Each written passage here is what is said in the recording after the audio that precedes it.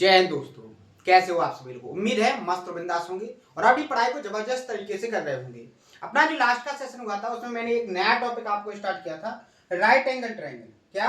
Right angle triangle. Right angle triangle के हर एक concept को अपन समझ चुके हैं, बहुत अच्छे से हर एक क्वेश्चन की प्रैक्टिस कर चुके हैं। लेकिन मैंने आपसे बोला था कि कुछ ऐसे स्पेशल ट्रायंगल होते हैं जिनके बारे में अपन को बहुत अच्छे से क्या करना है, हर एक कॉन्सेप्ट को कंप्लीट करना है। क्योंकि रीजन उसका ये है कि आप कोई सा भी एग्जाम उठा के देखोगे, चाहे एसएससी का हो, स्टेट का हो, रेलवे, एनटीपीसी, ग्रुप डी, किसी भी एग्जाम को आप उठा के देखोगे, अगर उस एग्जाम में मैथ पूछा जाएगा तो जो इंपॉर्टेंट कॉन्सेप्ट होते हैं, जिनको मैंने बोला है कि स्पेशल कॉन्सेप्ट, अब वो स्पेशल कॉन्सेप्ट स्पेशल डायग्राम से बन के आते हैं। जैसे राइट एंगल ट्रायंगल हो गया, आइसोसेलेस ट्रायंगल हो गया, इक्विलेटरल ट्रायंगल हो गया, सर्कल हो गया और स्क्वायर हो गया। ये ऐसे डायग्राम हैं जिनसे मल्टीपल टाइम और मल्टीपल कॉन्सेप्ट बनते हैं, जिससे हर एक एग्जाम में एग्जामिनर एक ना एक क्वेश्चन क्रिएट करके जरूर देता है। ज्यादातर चांस होते हैं कि इन्हीं कॉन्सेप्टों से आपके एग्जाम में क्वेश्चन क्रिएट हो। तो अपन क्या करेंगे कि हर एक टॉपिक को प्रॉपर तरीके से स्पेशल करके हर एक कॉन्सेप्ट को एक नजर के अंदर समझेंगे। तो कल के सेशन में मैंने आपको क्या बताया था कि राइट एंगल क्या है, राइट एंगल से कौन कौन से कॉन्सेप्ट बनते हैं, उनका क्या प्रूफ है, आपको कैसे याद रखना है उनको, एग्जामिनर उन कॉन्सेप्टों से कैसे क्वेश्चन को क्रिएट करता है, ये सारी पॉसिबिलिटी मैंने आपको कल के सेशन में कंप्लीट करवाई थी। अगर कोई नया स्टूडेंट है तो उससे गुजारिश करेंगे कि वो लास्ट के सेशन को देखे, इसके बाद यहाँ से कंटिन्यू करे, क्योंकि अपने 90% कॉन्सेप्ट तो हो चुके हैं, उनका केवल रिवीजन होगा। लेकिन जो 10% कॉन्सेप्ट है, जो 10% कॉन्सेप्ट है, वो इन्हीं कॉन्सेप्टों से, बेसिक कॉन्सेप्टों से मिसलेनियस कॉन्सेप्ट क्रिएट होंगे और उनको समझने के लिए आपको जितना बेसिक है वो सारा का सारा बेसिक आना का जरूरी है। ठीक है, तो इससे आपको आसान तरीके से समझ में आएगा। अगर आपको नहीं आएगा तो आप मान के चले कि आपको बहुत कठिनाई फील होगी आगे की कॉन्सेप्ट को समझने में। ठीक है, तो मैंने कॉन्सेप्ट भी बताया था, कॉन्सेप्ट पर क्वेश्चन प्रैक्टिस भी करवाए थे। आज के सेशन में अपन नया कॉन्सेप्ट सीखेंगे और नए क्वेश्चनों की प्रैक्टिस करेंगे। ठीक है, क्योंकि मेरा जो तरीका है, आपको पहले कॉन्सेप्ट को बताना, कॉन्सेप्ट के प्रूफ को बताना, उसके बाद उस पर किस लैंग्वेज से किस डाटा के साथ क्वेश्चन क्रिएट होते हैं, हर एक तरीके से प्रैक्टिस करवाना, जिससे आपको यहीं का यहीं आपके माइंड के अंदर सेट हो जाए। क्लियर है? तो नया कॉन्सेप्ट राइट एंगल ट्रायंगल से रिलेटेड है, अपन पढ़ चुके हैं, लेकिन इसमें भी एक जो नया कॉन्सेप्ट बन जाएगा उसको आप बहुत अच्छे से देखना। ठीक है, यहां देखो, सबसे पहले मैंने क्या क्रिएट किया, एक right angle triangle. Right angle triangle क्यों बनाया? क्योंकि अपन पढ़ रहे हैं राइट एंगल ट्रायंगल से रिलेटेड कॉन्सेप्ट। क्लियर है? ये सेकंड कॉन्सेप्ट है अपना, फर्स्ट वाला कॉन्सेप्ट कल के सेशन में हुआ था, अपना ये सेकंड कॉन्सेप्ट है। यहां देखो, यहां पर ये जो एंगल है वो 90 डिग्री का है। कितने डिग्री का है? 90 डिग्री का। मान लीजिए अपना जो ट्रायंगल है वो ए वर्टेक्स, बी वर्टेक्स और सी वर्टेक्स, यानी कि एबीसी आपका क्या हो गया, एक राइट एंगल ट्रायंगल हो गया। और राइट एंगल ट्रायंगल में जो बी वर्टेक्स है वो अपना क्या हो गया, 90 डिग्री एंगल का। क्लियर है यहां तक? अब इस राइट एंगल ट्रायंगल के बाहर एक ऐसा सर्कल क्रिएट किया गया है, जो इस सर्कल के, जो ये सर्कल है, इस सर्कल इस राइट एंगल ट्रायंगल के तीनों वर्टेक्स को क्या करेगा, स्पर्श करते हुए जाएगा। देखो इस तरीके से, इस तरीके से। क्लियर है?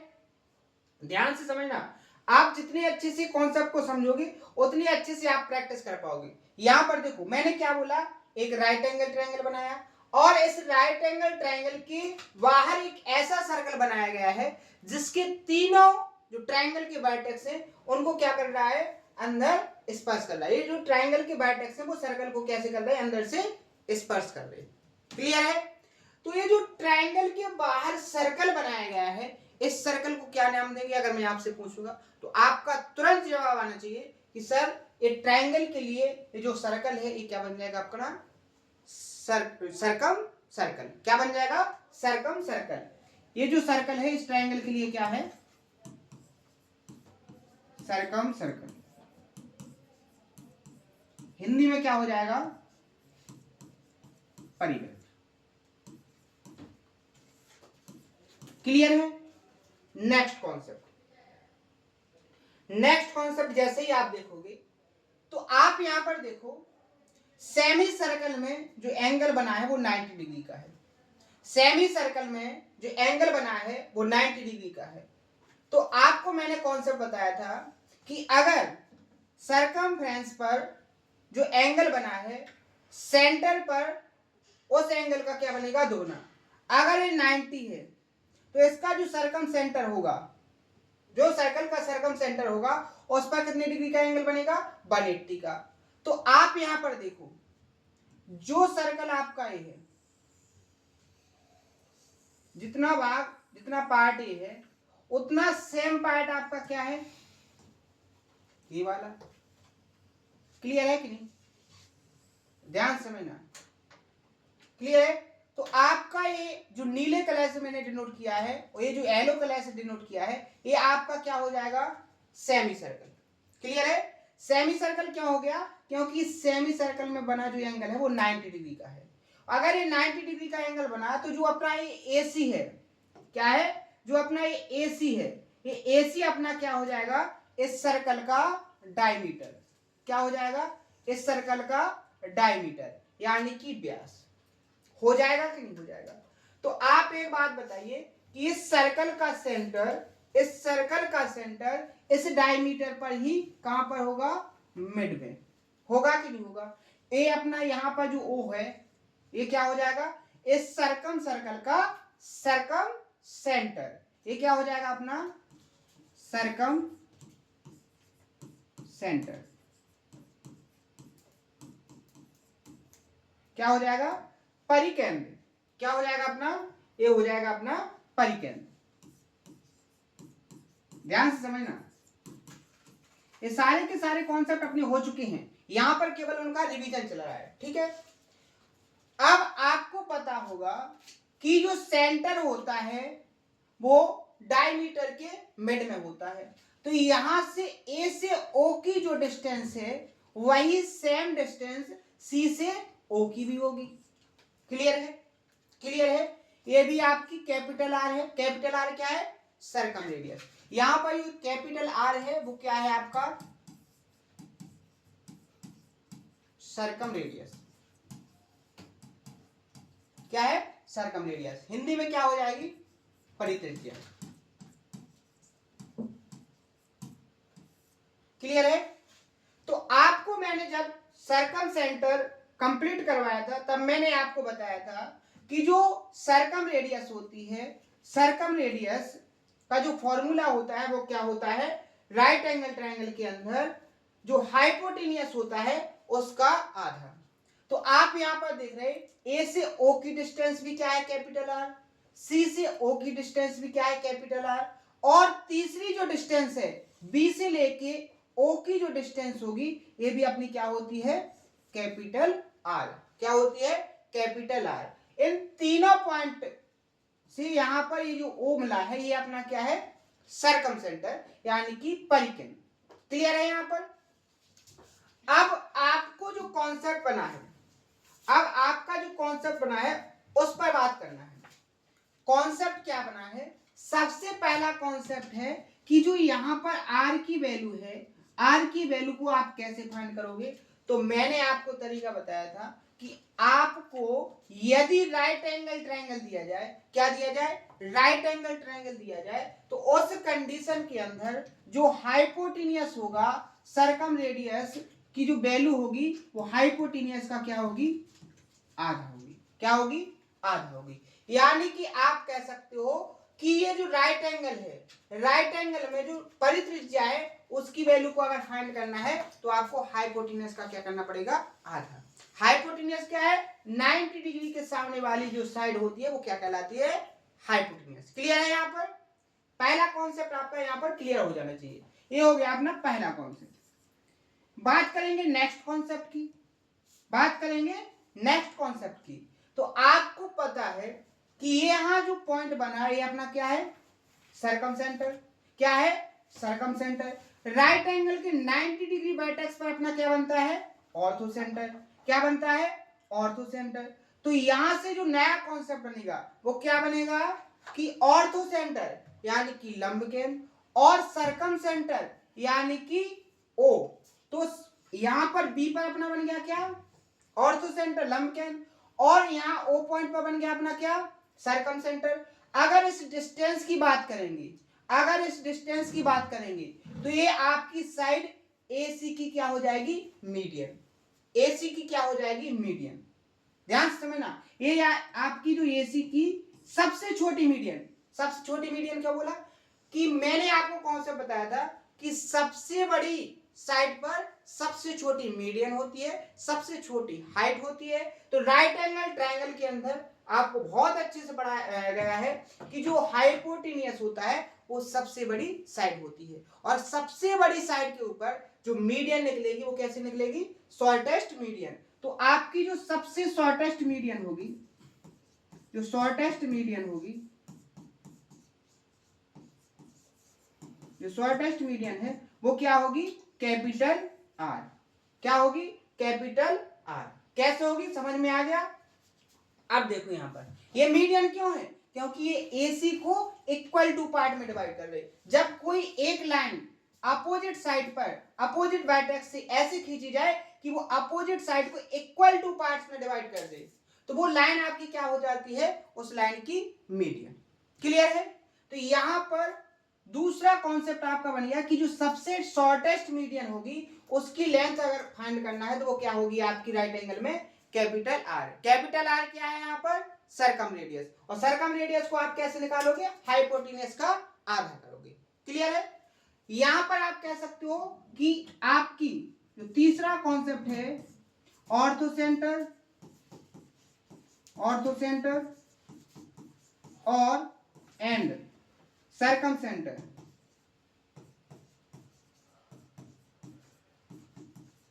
के बीच की जो डिस्टेंस है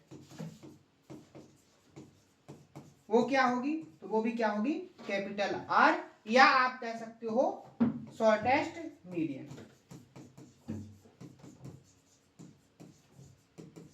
ठीक है, तीनों कॉन्सेप्ट आपको समझ में आ गए। जो चौथे नंबर का कॉन्सेप्ट बनेगा, जो चौथे नंबर का कॉन्सेप्ट बनेगा वो क्या है, उसको समझो। यहां पर आपके तीनों कॉन्सेप्ट क्लियर हो गए।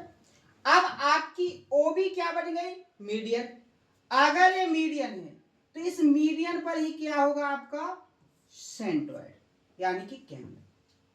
ठीक है, राइट एंगल में जो सबसे शॉर्टेस्ट मीडियन होगी, मीडियन पर ही क्या होगा अपना, सेंट्रॉइड, यानी कि केंद्र, जिसे अपन उसको डिनोट कहते हैं। तो जो सेंट्रॉइड होता है वो मीडियन को किस रेशियो में डिवाइड करता है, 2:1 में। किस में डिवाइड करता है, 2:1 में। तो जो चौथे नंबर का कॉन्सेप्ट बनेगा वो क्या बनेगा आपका, कि सेंट्रॉइड से ऑर्थोसेंटर, सेंट्रॉइड से ऑर्थोसेंटर के बीच की जो डिस्टेंस है क्या है, BG। क्या है, BG। इसकी जो डिस्टेंस का फॉर्मूला होगा वो क्या होगा, आपकी टोटल लेंथ तो क्या है, OB है कितनी, कैपिटल आर, है कितनी, कैपिटल आर। इस कैपिटल आर में से आपको कितना पार्ट चाहिए, 2 यूनिट। कितने में से, 2 और 1, 3 में से। तो यहां पर अपना क्या हो जाएगा, 2/3।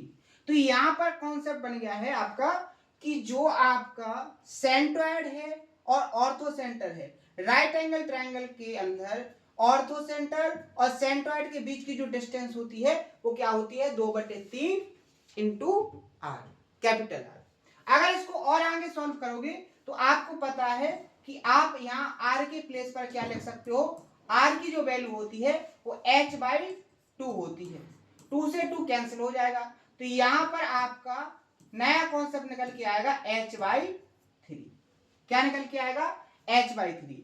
h/3 है क्या, BG की लेंथ। BG की लेंथ, BG है क्या आपका, ऑर्थोसेंटर और सेंट्रॉइड।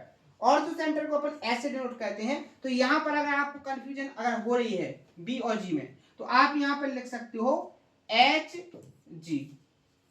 यहां पर भी क्या हो जाएगी आपका HG।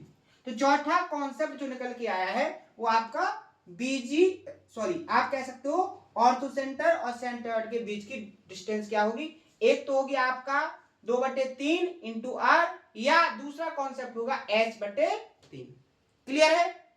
पांचवें नंबर का जो कॉन्सेप्ट बनेगा वो क्या बनेगा, पांचवें नंबर का कॉन्सेप्ट बनेगा आपका क्या, आपसे एग्जामिनर पूछेगा कि सर्कम सेंटर और सेंट्रॉइड के बीच की डिस्टेंस क्या होगी, सर्कम सेंटर और सेंट्रॉइड के बीच की डिस्टेंस क्या होगी। तो देखो टोटल लेंथ तो आपकी क्या है, आप यहां पर ओ आपका सर्कम सेंटर है, जी सेंट्रॉइड, तो यहां पर जो ओजी होगी, ओजी आपकी क्या हो जाएगी, आपको टोटल लेंथ आर में से, टोटल लेंथ आर से आपको फाइंड कितनी करनी है, 1 यूनिट की, कितने में से, 3 में से।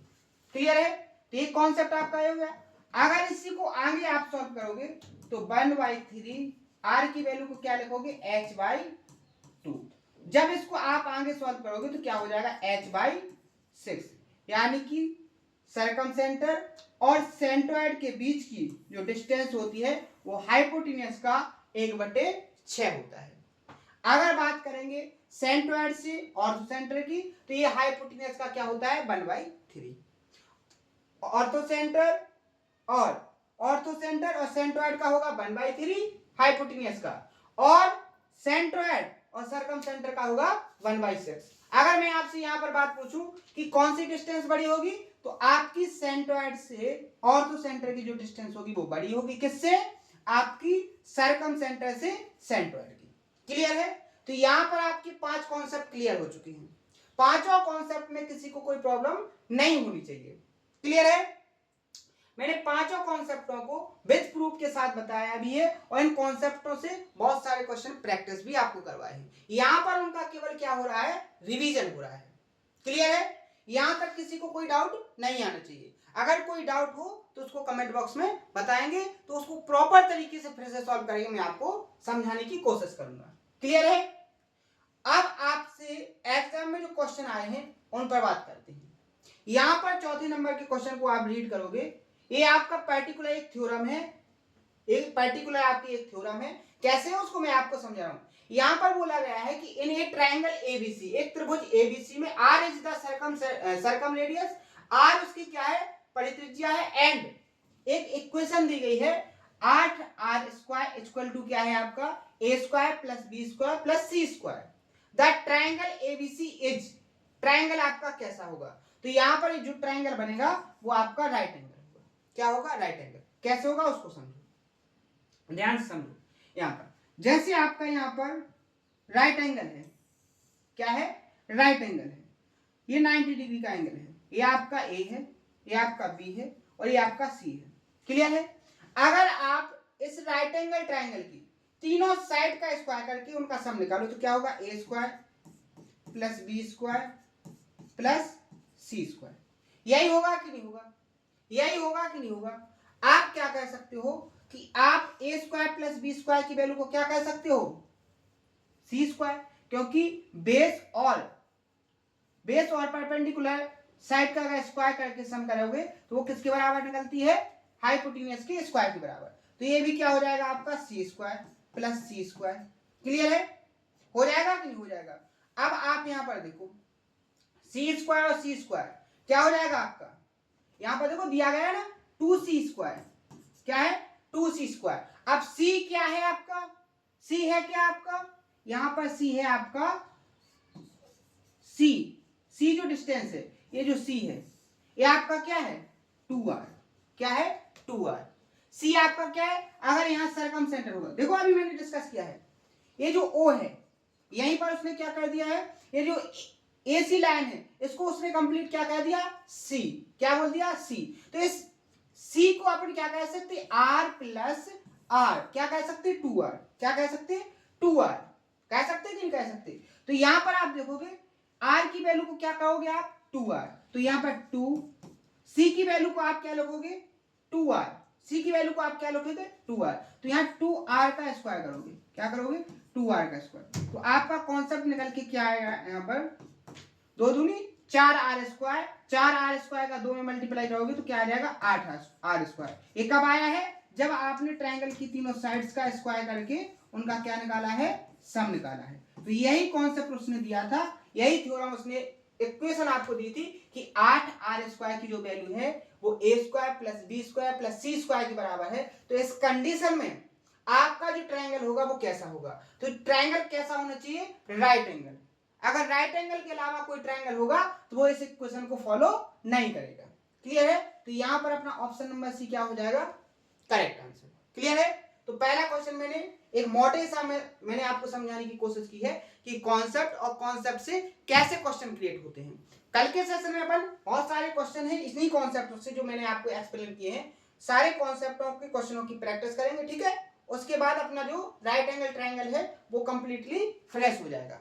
उसके बाद अपना जो टॉपिक स्टार्ट होना है वो स्क्वायर। तो आज के सेशन में जो डाउट हो उनको कमेंट बॉक्स में बताएं, मेहनत के साथ पढ़ें, हर एक कॉन्सेप्ट को नोट करें, हर एक कॉन्सेप्ट का रिवीजन करें। जो क्वेश्चन मैंने आपको प्रैक्टिस करवाए उन हर एक क्वेश्चन को एक बार खुद से सॉल्व करने की कोशिश करें। ठीक है? तो आज के सेशन में इतना ही, मिलते हैं नेक्स्ट सेशन में इसी जोश और उम्मीद के साथ। धन्यवाद।